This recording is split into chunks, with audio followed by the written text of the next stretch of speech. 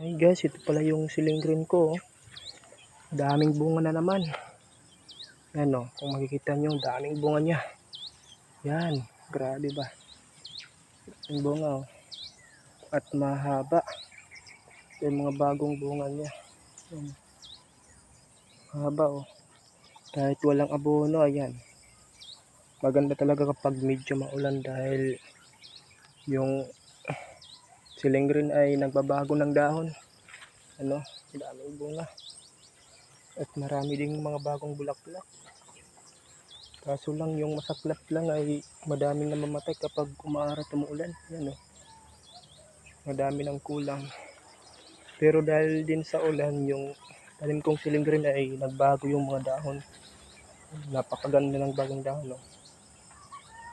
Madaming bagong bulaklak.